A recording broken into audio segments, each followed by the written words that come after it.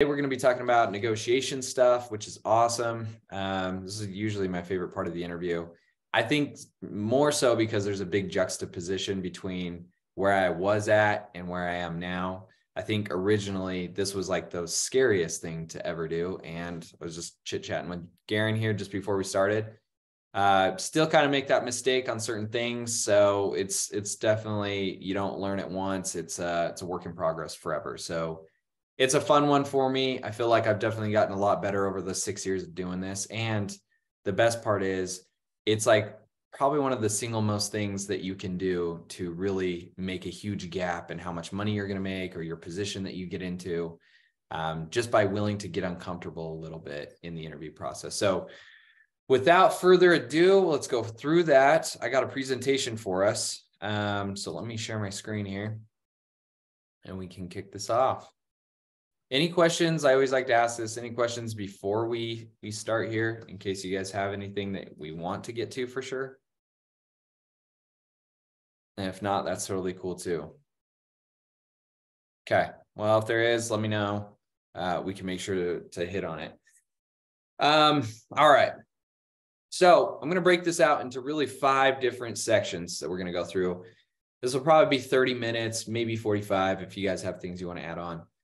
But the 5 things we're going to talk about today: 1, know your worth; 2, be willing to ask; 3, leverage your situation; 4, factoring in perks and benefits; and then 5, I have a little bonus thing at the end. I'm going to send you guys a link to an awesome article where almost everything, probably about 85% of everything I do in an interview comes from this one article. So it's super nice. I'll send it to you guys so you have it too. Awesome. Okay, so very first thing is knowing your worth. And what does that mean? Why do we need to know what that is? Well, it's very similar to what the same mentality or same mind shift that you guys have to go through right now. You guys are in a position where you're likely in a different industry and you have to switch over to something that's Salesforce. It's brand new. You don't know anything about it. It's going to take some work to figure things out. There's this big hill you got to kind of climb to get on top of so that you're on the same level as everybody else with a foundation. And that part's scary. That part's hard. And it takes a lot of gumption to do that. But if you don't do that first part, then nothing else really matters, right? If you don't have the motivation to go the distance, it does not matter. If you don't have the willingness to put in the grind to go through that, it does not matter, because everything else becomes pointless. And it's very, very, very similar when it comes to your negotiation tactics. So knowing your worth, the number one thing on here that I have in the top left is confidence is everything. Because really, when you start looking at yourself, decisions that you make, good or bad, does not matter. You can almost always tie that back to your level of confidence in that situation. I know for myself, this goes for really anything you do. And this is kind of like some kind of, I guess, like old school sales tactics, right? I don't know where I've heard this from. I'm sure it's some like stupid movie like Wolf of Wall Street or something like that. But the saying goes that someone's always getting sold, right? And any conversation you have, this doesn't have to be about money, just in general. Any conversation you have, someone is being sold. Either the person is selling you on their idea or the other person is selling you on theirs, right? So when you're in a negotiation, you're selling them on the idea of why you're worth the money, or they're selling you why you're worth not paying that kind of money. So no matter what, no matter any conversation, in my personal opinion, it's some type of sell, it's some type of negotiation tactic that you go through. So same idea when you look at decisions you made. Garen just heard this, but I'll share it again, is earlier this week, I had one of my clients come to me. I needed to kind of figure out how much time I needed to scope for a project. The deadline was coming up. There were some things that didn't go as well as I wanted to initially when I first started with this client. So then I'm kind of putting this pressure on myself of like, okay, I want to kind of go over, above and beyond and get this thing done in a shorter period of time than I normally would. So I had these outside pressures in this situation when we talked about things like timeline, how much money it was going to be, what to expect when I delivered those things. And I went a little soft, I'll be honest, just because I felt like pressured, like I didn't hold my ground as well as I should have. And really, so far through the situation, that's only really kind of hurt me. And so every time this does happen to me, I go back to that and I go, well, why did I do that? And it's always the confidence. It's like, well, to be honest, it's just I didn't have the confidence to go back and hold my ground and say, no, this isn't going to work. We have to take X amount of time to get this done. And X amount of money is what it's going to take. And be willing to just leave it as that. I didn't do any of that. So now I'm in the situation I am in and trying to make the best of it. So number one, you got to make sure that your confidence is there. How you boost that? Well, I've had some little tips and tricks for myself. Same ideas. This is probably just over the years of different books or podcasts I've listened to. But writing down your wins is a big one. I think more than anything on here, though, not comparing yourself and celebrating the things that you do reach. A good example of that very last one is the fact that you can have a really, really large goal. Let's say my goal as a consultant, I have a end of year goal, let's say make $300,000. Okay, well, that's awesome. That's going to take a whole year to get, right? So along the way, as I'm making this little progress, that motivation starts to run out. That discipline maybe starts to run out because I'm not doing anything to celebrate the journey along the way. And this, to me, to be honest, sounded really cliche and dumb when I first tried doing this because they seemed like too small of milestones. And as I started doing it, I felt like I was appreciating more of what I was being able to do along the way versus just this one big end goal that may take me a while to get to. And it was far less likely for it to happen if I didn't try to celebrate along the way. So I've changed that to where it's like weekly stuff. You know, if I have a good week and I get all my stuff shipped out, then I do take time on Saturday to do nothing, right? I'd spend time doing things I would enjoy. And even though maybe I have the time to work or do something else, I'm going to say no. You know, I make sure I keep those off limits. And that's a personal way, might not be your way, but that's my personal way to celebrate the week and the hard work I put in during the week, right? So make sure that you set those small goals along the way of how you're going to do this. You'll notice your confidence is going to go up because you're going to start sending yourself a lot more gratitude for the things that you're good at, the things that you're accomplishing. And again, all this is kind of the foundation you're going to build up that's going to help you when you get into that interview process. Because again, if our confidence is really low going into this, there's no way you're going to be willing when they push back on you or it gets uncomfortable to ask them for more money or ask them for X title, whatever it might be. The last two things here real fast are failure is progress. I want to say that because the same idea as there's little things going on. You might see that as a failure. You might see that as a step back, but really the failure in the first place, if you look at it, is you were willing to go from A to B. The people that stay at A are the people that think about it and it's a good idea, but they never take any action because they're too afraid to fail. In my opinion, that's worse, right? I would much rather try to go from A to B and figure it out and fail along the way because I'm closer to B than the person that just sat there and thought about it, right? So as you make these mistakes, as things don't go your way, you got to look at the silver lining when they do happen and realize, okay, hey, actually, even though this is a fail, maybe on paper, real life, this is progress towards me getting better. I figured out a way maybe not to do it. I figured out some ways to adjust this. That same example I just used with this client. Yeah, you bet. I've had in my head this kind of a failure, but at the same time, there's 100+ things that I've already thought of that I will never do again because it's like, all right, if this ever comes up, this is what I'm going to remember. I'm never going to make this mistake again because this is putting me in a really bad position to have to deal with this, right? So look at it that way, write down the things that you're going to learn. Failure is the best way that you really can learn from things. Typically, when we succeed, we don't really pay attention to what went well. We usually kind of just move on. Failure is a good time to be able to reflect and just remember that piece. Case study I want to show up is a really good one by Austin Belsack, and he has some awesome stuff on here. Here's a link. I'll put it in our chat real quick so you guys can read it on your own time.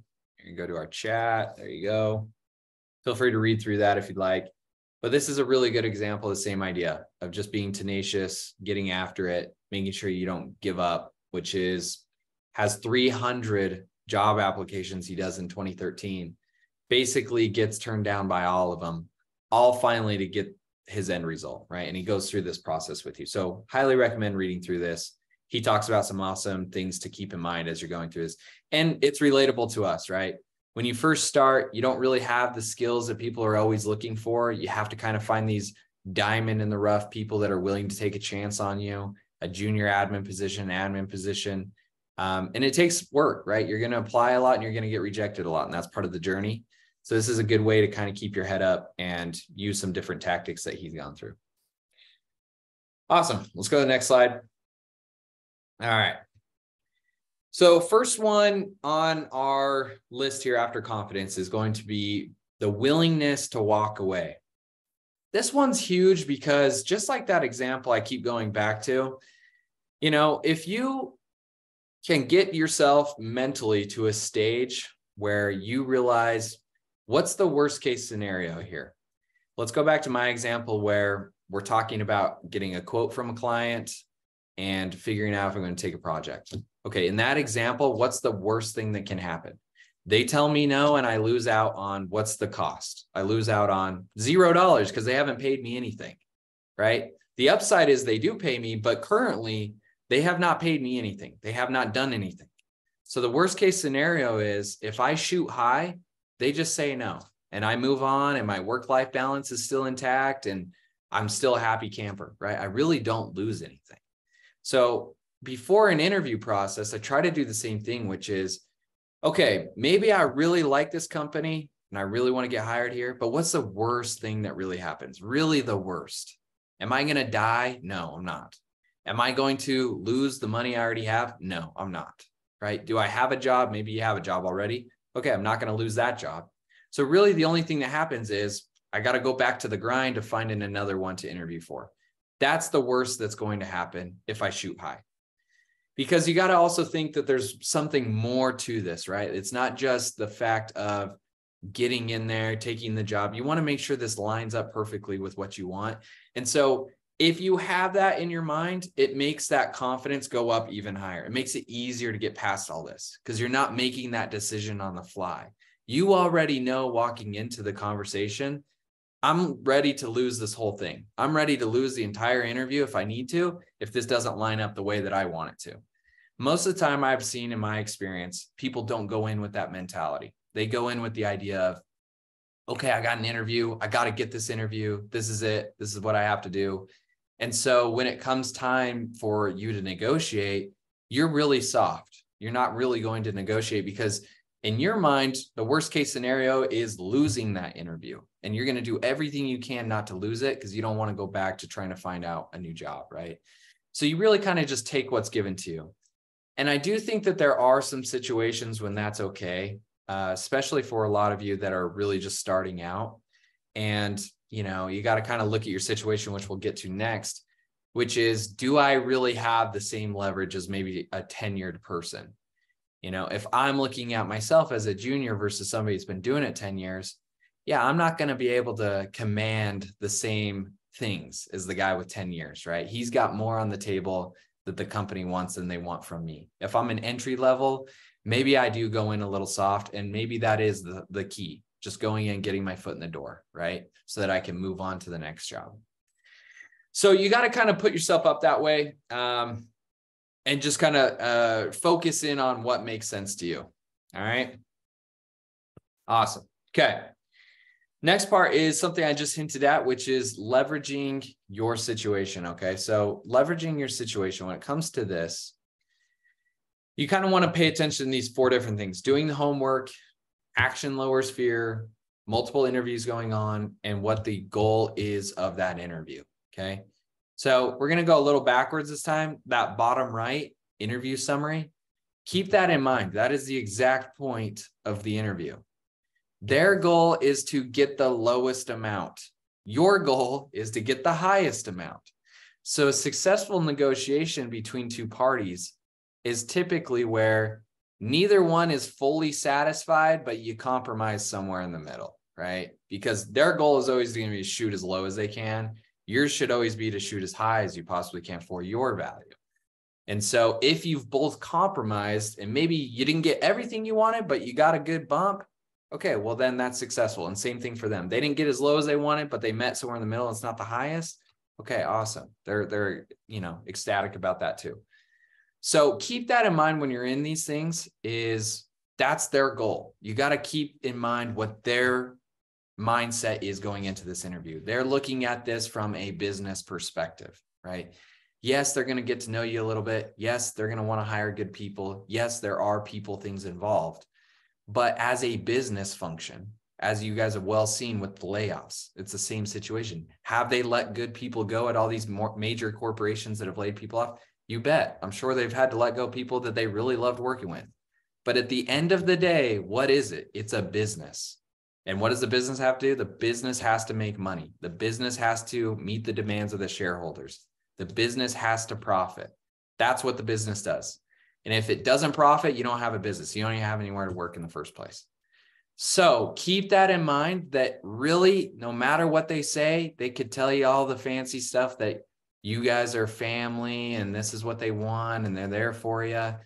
Hopefully that's true. And maybe you can keep that in mind, but don't get fooled by the idea that at the end of the day, the business decision is to make money. And so that's really what they're trying to do. So you should go in with the same mentality, which is, what is the point of your job? Is the point of your job to go find family members? Is the point of your job to go find friends? Is the point of your job to go get snacks, unlimited snacks at the snack bar? Probably not, right? All that stuff is cool, and their benefits and their perks, and maybe a reason it nudges you over the line. But what you have a job for, if someone that had no idea what a job was, or someone that has never had to work for a living asked you, came up to Garen and said, Garen, why do you have a job? Almost the first thing you're going to say is, I need money. And it's like, okay, well, why do you need money? Well, I got to pay for things. Like what? My house, my kids, my car, things to get around, like things to live life. I need money to do it. Okay, well, how do you get money? Well, I go and get some kind of job that they pay me to do some kind of service. They pay me to think of something for them. They pay me to design something for them. That's the point of a job, okay? So keep that part in mind as you're going through this process, that your number one thing is to go in with the idea of making this beneficial to you, right? Don't get oversold on the things that are nice to haves and compromise for things that you need to have, okay? All right, so awesome. We understand that. That's the number one tactic. Okay, so what can you do when you get into this interview? Well, number one, you can do your homework, okay? Yes, you can look up all these technical interviews, things like that, questions that you need to know. We've talked about that in the past, all beneficial. You definitely should do that. But the homework here we're talking about is the business. So if you're going to go in there and you're going to try to negotiate anything, you need to understand things like their fears, their needs, their dreams of what they want to do as a company, their current frustrations. And the more you understand those things, the easier the interview is going to be, because you're going to be able to speak to those. You're going to be able to position yourself as the person to solve those types of problems for them. The next box over says action lowers fear. It's the same idea here. Back to your confidence, right? Is anytime that I've ever personally felt anxious about something, a lot of times it's like work stuff. Anytime I feel anxious, if I do the same practice of trying to stop and ask myself why I feel anxious, it's typically because A, I don't know how to do it, or B, I don't think I have enough time to do it. It's one of those two. And as I take more action on it to figure one of those two things out, it gets easier. If I don't have the time, okay, well, what can I do to create more time? Can I cancel stuff on my calendar? Can I focus a little bit better? Can I put my phone away so I'm not so distracted? And as I do that, the fear goes down. It gets easier for me to make those decisions. Same thing if I don't know something. Okay, well, why do I feel anxious? I don't know how to do this flow. I don't know how to do this Salesforce thing. I don't know how to, answer these questions they're going to ask me in the interview. Okay, well, do the opposite. What can I do? Well, I can go study those questions. I can go figure out how to do this flow. I can figure out how to do this. Because the more confident you are at being able to perform that thing, your fear is going to go down. Again, making this easier for you to negotiate, because you're going to know what to expect when they ask you these questions. All right. And then the very last thing to touch on is having multiple interviews. So where at all possible, you should always be trying to interview somewhere else. Okay. In my experience, they haven't, and I'm not recommending this because you could easily take advantage of this, which is you could just say you're interviewing other places and make things up and go down the rabbit hole of lying. Obviously, if they ever found out some way, one way or the other, it's going to look really bad on you, and it's a pretty negative first impression, and likely you're not going to get that job. Also in the Salesforce world, tech industry, things like that, probably your local area, you'd be surprised how quickly word gets around things. So, always try to protect your reputation. But the idea here is, with all that, keeping that in mind, right, your kind of moral compass, is I've personally never been asked what companies I'm interviewing for and how much they're asking and proof of that, right? So technically speaking, you could probably just say, oh, I'm interviewing with company A, B, or C, and they've offered me, 1, 2, 3 for these types of roles. I do not recommend doing that, but I'm also saying it is something to kind of keep in mind that you probably don't need to worry about too much of like divulging that information. I think if I was ever asked that question, I was always prepared to just basically say like, hey, I've done the respect for you of not divulging like what you guys are offering me to them and your company's information. So I'm going to do the same for them. Yeah, go ahead, Garen.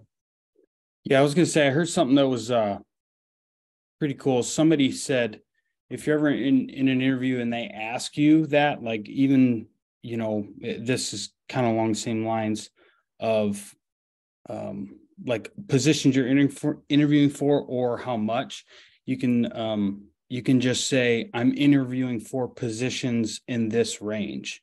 So you don't necessarily have to give any specific information on what the number is, even if they didn't give you a range, or if it's an active thing or you're still waiting. So that's kind of like a general statement that you can throw out there that still shows your worth and doesn't give any specifics, I think.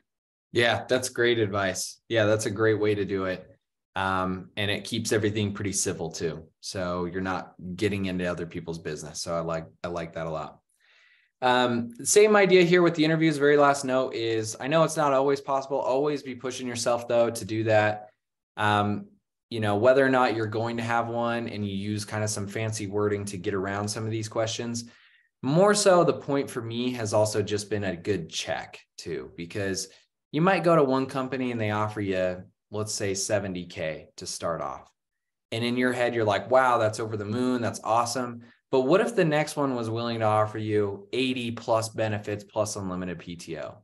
Okay, well, now it's even better. And I didn't even know it existed. So I've actually used this more towards my advantage of just like making sure I'm also in the right. I'm also sane with the things that I'm going to ask. It's not this made up number. I don't feel odd about it.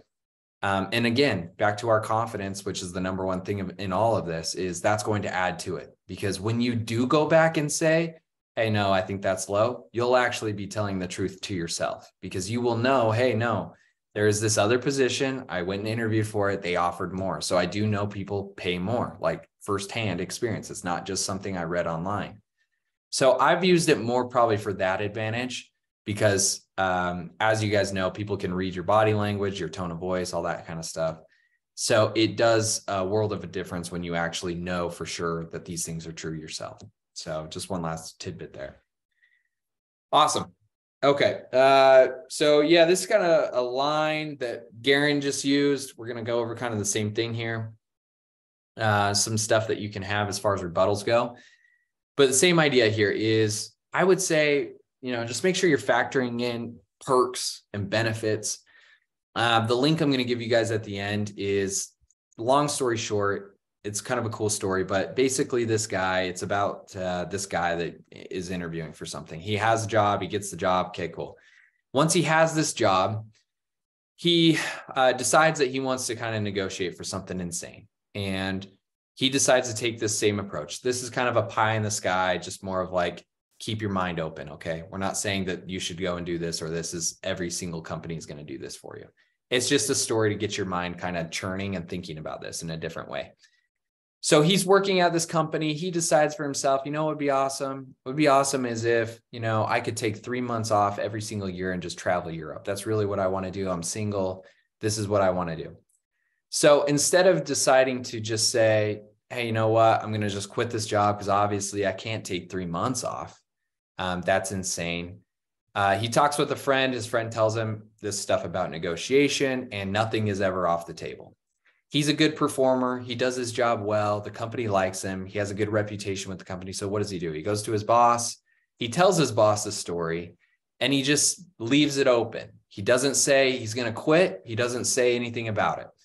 The boss comes back to him, asks him what he thinks about it. Like, are you telling me you're going to leave for 3 months, or you're going to quit, or what is the situation?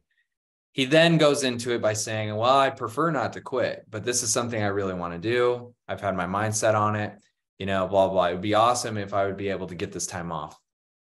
End of the story, because I'm going to jump. There's a lot more details in between. He's able to get it. Okay. So the boss and him basically end up negotiating this insane thing for him where he gets this time off every single year if he meets these other demands, or if he's online at certain times to be able to support the demand. Point of the story is whether or not it's true and fact checked, don't care. I think the point of the story is more of what we tend to do in an interview process is we go in and we only think of money. We only think of that base salary. We're only thinking of, I wanted 80,000 and they offered me 70, right? But what about all this other stuff? There's so much other stuff. There's like what I just said. I worked at a company, if I were to evaluate the ones I've worked for, it was honestly the first one that I got. It was a company out here close by me. It's my first Salesforce job. And they paid me really good up front. I got 70K right off the bat, which was awesome. I got to learn on the job. I had a team. I loved the people I worked with. The building was brand new. It was a tech company. The economy was great. So everything was booming.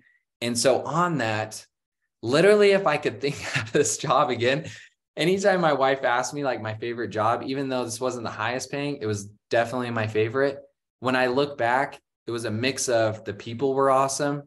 I played pickleball probably like an hour, 2 hours every day with just one of my coworkers because we had the time. And they catered lunch. I'm not kidding you, for our team. Like they catered lunch for the whole company at certain times. But my team, based on the departments we were in and everything and how it lined up, we got fed 4 out of the 5 days. So almost every single day I'm there, I'm getting lunch, and it's like good lunch, it's like good stuff they're bringing in. Like they weren't holding back. And then every like Tuesday, they would bring in like smoothies in the morning and you could pick them up at the front desk when you left. They had Coke Zero, or sorry, whatever they are, the Freestyle Coke machines there. They had a fridge they stocked daily. I'm not a big energy guy, but they stocked the fridge daily with energy drinks like Monsters, Red Bulls, like you name it. They stocked a fridge downstairs every week from Costco with just stuff like peanut butter and jelly and all that. So even if you didn't get the catered food, you could still go eat down there for free. They always had something that you could get out of the freezer for free. They had like live events where they pulled people in from like Google and Amazon, and they would come speak to us and tell us cool things. They had an awesome benefit at the end of the year. Our goal was always, no matter what, no matter when we hit our sales goal for the year, we're going to be done working until the end of the year. So we had a sales goal like my first year there. We end up hitting it like mid-December.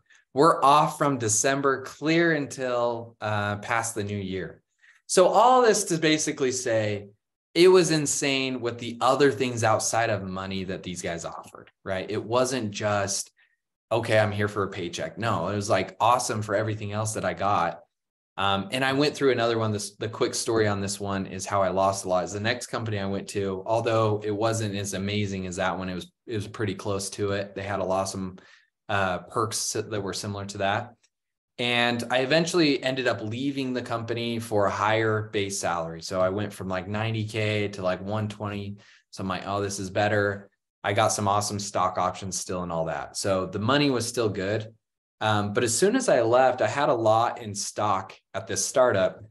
Well, maybe a year or two later, they end up going public. They get acquired. And so that stock is now worth money. Typically at a startup, the joke is always like golden handcuffs is what they call them, because you get stock and you're like, oh, one day this could be Google money, but the chances of that for a startup are pretty slim, right? So they always kind of joke that it's golden handcuffs. So I kind of took it similar, like, it doesn't really mean anything. Well, they end up getting acquired for like $2.5 billion. And my stock, had I stayed, would have been worth at least $400,000, if not more, because they were trying to negotiate right when I was leaving if I needed more stock options to stay. So it was a big lesson, hard pill to swallow on that, when I still have friends there that work there that have just like been thriving ever since.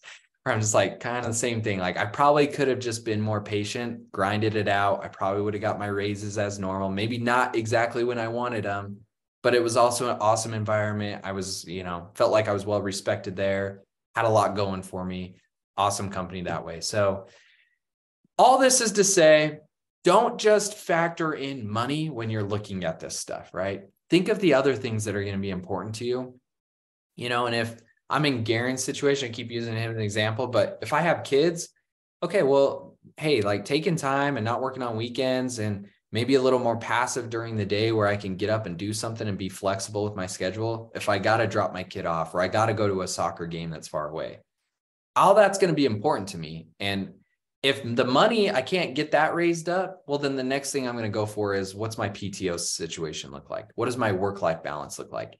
How do I get that negotiated to where I want it? Maybe I need a few extra days throughout the year.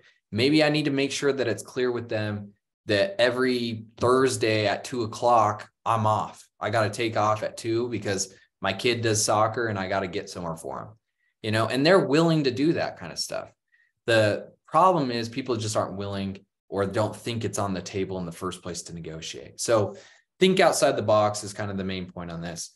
Practicing your hard stuff. We already talked about that with Garen, but really it's just kind of trying to think of like a rebuttal that you have for when they ask these things, right?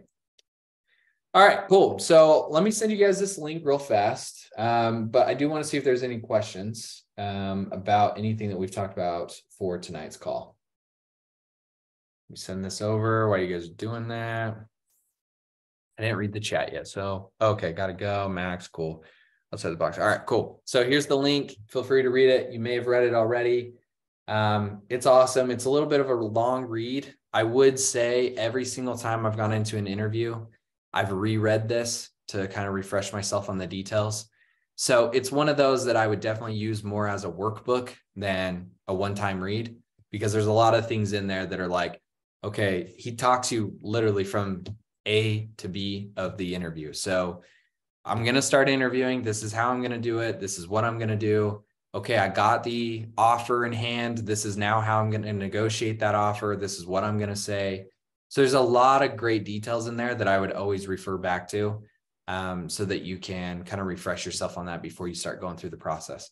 It also gives you a lot more hope, because it's the same idea where when I go into interviews, sometimes I'm always like, well, this is just me, this is what I think and what I think I can get. And this is a great kind of stake in the ground to like look to be like, oh, okay, here's another story where somebody went back, they countered. He didn't lose the job because he countered. They actually came up. He countered twice. He countered 3 times and they still stayed with him. It helps you really nail down how to be a little more tactful in your emails and how you say things back to your interviewers as you're negotiating this.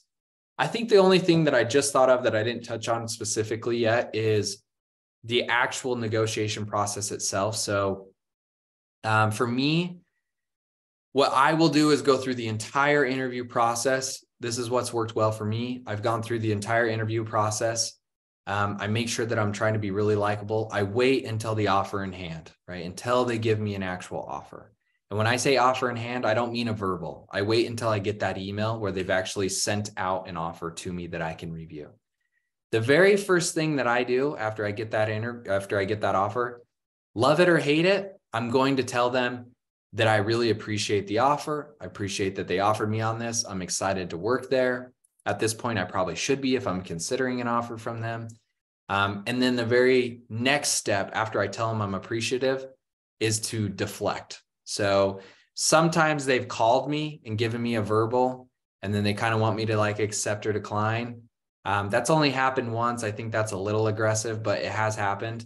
So if it does, the very first thing I try to say is I use my wife as an excuse. I'm always like, and if you have a family, that's another great one, but it always should be something like that, which is, sounds great. I'm really appreciative of it. I need to go back and talk with my wife to make sure that this makes sense for the both of us before I can say yes or no. I need to consult with her. If you have a family, you could say the same thing. The point there is, one, nobody's going to tell you have to make a decision without a life partner, right? Like they're going to understand that. And two, it gets you out of that of feeling like, oh crap, I got to negotiate right now on the phone with them, right? It gives you the time of day to be able to go back and forth. So after I do that process, awesome. They're going to give me a couple days. Maybe they're going to tell me how long I need. Typically, it's always been at least a week. They usually want me to check in before the week, but it's usually about a week that I've usually been given, where it's, you have your offer in hand, take at least a week, think about it, come back and let us know. They're probably going to ping me on day 3 or 4 and see if I have anything. When they ping me on day 3 or 4, this is where those other interviews come into play. Again, sounds great, talking over with my wife. As I mentioned, I have been interviewing at other places, so I'm waiting for company B to get back to me with their offer before I make a final decision. I'll keep you updated when they get back to me. That buys you time. If you legitimately are interviewing, which you should be, then yeah, you also want to be letting them know. You can also speed things up that way, right? So you can push back on the other company. Hey, company B, company A just gave me an offer and needs a decision by next Thursday. Is there any possibility or that we can speed this up, or where are we at in the process to getting that, or whatever it is, right? Like you can always put that pressure on because it does 2 things. 1, it can speed things up, but 2, it also makes you a little more credible because they're seeing, oh crap, somebody else wants this person too. We better extend our offer. After I've done that, I always take my offers and negotiation off the phone. Now, if you're a sales savage and you just know how to do it, awesome. By all means, go ahead. But all I know is the guy that I'm going to be negotiating with is the recruiter who does this for a living. He literally gets paid to negotiate. I don't. I only negotiate once every time that I have to do this, right? And if you're like most people, you're not taking a ton of new jobs. So you really don't negotiate a ton. You don't really know how to do it. And the other guy, on the other hand, does this probably every day. And so who do you think is going to win that battle? It's more than likely the other guy. He knows how to do it. He feels confident doing it. So if you get on the phone and you got to think on the fly, that makes it way harder. I've always taken mine to an email afterwards. So I go to an email and then I would write something out, right? So I'd write something out. If I'm going to counter, if I'm going to accept it, almost always, as we just discussed, there should be something in there that doesn't quite line up. Okay. So yeah, exactly, Garen. So send me an email. I can look over the details, right? So there should be something in there that you're probably not going to accept. Now, maybe there's that one exception on your very first job as an admin that you want to take. And it's like, whatever, I'm going to take this thing and start it. But almost always there's room for negotiation. And as we just spoke, maybe the money's fine. You don't care. Maybe it's more about the PTO thing. Maybe it's more about making sure things are lined up on that random Fridays at the end of every month that you have to take off, right? Maybe it's lined up with understanding how the stocks work. Maybe you want to negotiate more stock. If they do offer stock, little tip is they're almost always more willing to give you more stock than they are a base salary. Because again, in their head, it's not directly out of their bottom line, right? So it's the stock they're giving you. You have to either cash it out if it's legit, or it's fake money right now and it doesn't mean anything until the company goes public. So they're almost always willing to give you a little more stock than they are money. So if you can't get them to budge anymore on the money, you can go to stock next, right? And try to negotiate that. And then if that runs out, then go to PTO. If that runs out, then go to the next thing for you, right? There could be things on insurance that maybe you want to figure out. There could be a signing bonus that you want to figure out. There's so many different things that you can look for. So my point here is the very first offer, they're shooting for the lowest. You're shooting for the highest. So almost always it's not going to line up exactly with what you want. So go back, email and counter on whatever it is that you feel comfortable countering on. The email does two things. One, you have unlimited time almost to think about how you want to say it. Nowadays, when I was doing this was all on my own, but nowadays you got Chat GPT. You could literally write in there and have it worded perfectly for the email, right? Tell Chat GPT exactly how you're feeling and how you want to negotiate it and what's on the table. And it's going to spit something out that's like almost every time, the first time, that you're going to love. Maybe you got to tweak it a slight, but Chat GPT now, definitely use that towards your advantage to word this the right way, right? You want to sound professional. You want to be courteous. And outside of the counter, outside of what you're asking for, I feel like the most important piece for me has been in the way that I say it. It's in the tone of how you go about it. I had a friend of mine at one point when we were both really kind of just barely learning this. So there's no hard feelings, but I gave him my piece of advice of what I would probably do. We didn't hash out together exactly how he said it. So to this day, I don't know exactly how he said it, but I guess it came off pretty harsh to the fact that they actually rescinded the offer, which I've personally never seen, but he was like, had an offer in hand. He said it in a way they didn't love, and then they just took it off the table. So I think more than anything, it's always been in the tone that you say it, right? So yes, I'm going to counter, but I'm also going to layer on a little bit of sugar there to basically say something like, again, I really want this to work. I'm really excited to work at company A. It seems to line up with everything I want. If we can get this small detail figured out, I would love it, right? If we can get the money bumped up to X, then I'm all in, right? So if you do something like that, then giving them that line so that you know that both of you are working towards an end goal. You don't want to just go back and be like, give me 80, because they're like, okay, what if I give you 80? Are you going to ask for more? Are you going to ask for more stock? What's the deal?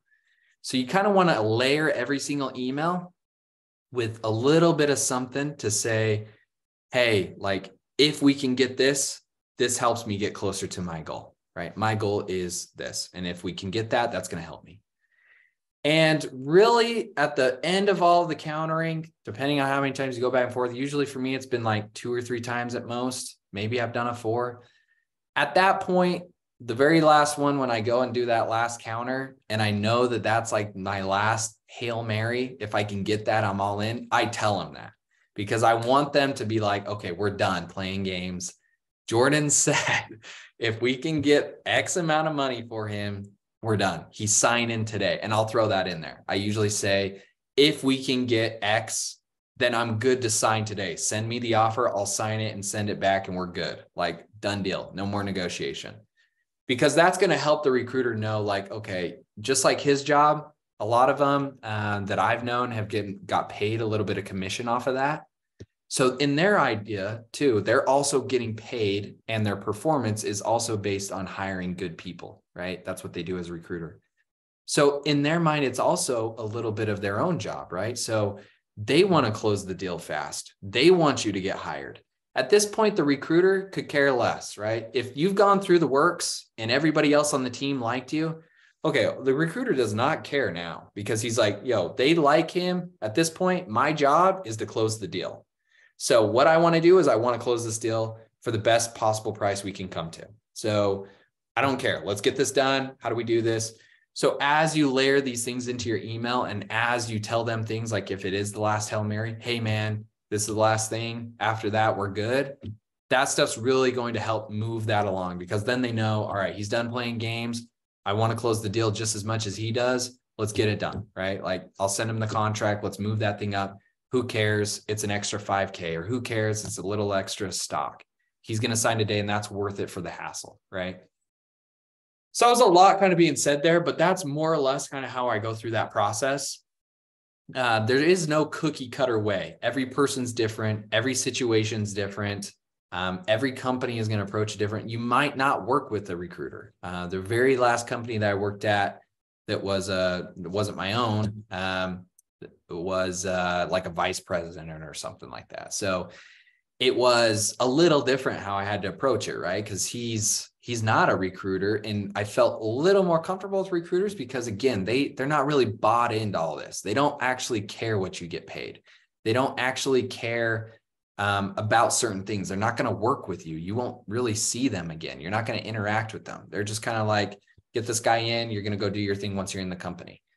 Versus when it has been a vice president or it's been a manager, like, yeah, I'm going to see that guy every day. So I'm going to kind of craft how I say things differently. I might ask for different things. I might say different things because, again, I'm going to have to work with that guy and I don't want it to get awkward. I don't want him to get the wrong impression, right? So you definitely got to craft it to whoever you're talking to. But general guideline, that's a good way that you can kind of look at it. Idea of this is confidence, ask. It's not going to line up. They expect you to negotiate too. That's the other thing. If you don't negotiate, that was the easiest sell of their life. Thinking of going into like a car dealership and they're just like, yeah, stickers on the window. And you're like, cool, done deal. Let's sign up. They'd be like, this is awesome. This is the best deal I've ever had, right? No negotiation. We just signed the deal. That's how the recruiter feels when you don't do it. They come in, they offer you, you accept it. Cool. We're moving on. So it's also, you got to get that out of your head, at least here in the States. It might be different outside of the States, but here in the States, it's an expectation that you do it. They have the idea that there is a chance you're going to come back and counter, right? And especially as you move up the chain, the higher and higher you think vice presidents, all these people are just going in and accepting a deal. No way. Especially when they're headhunted, right? These people that are in different positions at the C-level, no way. They're definitely negotiating. They're getting a good package. They're getting that company car. They're getting their phone paid for, whatever it is, to sweeten the deal to get over there. And you should be doing that too, right? Okay, cool. That was a ton to be said there. Any last questions before we end tonight? I had a few questions, but you answered them after that. Okay, cool. On your last thought. So no, that was good. All right. Well, we'll get this posted and we'll see y'all soon for the next one. Sounds good. Thanks, Jordan. See you guys.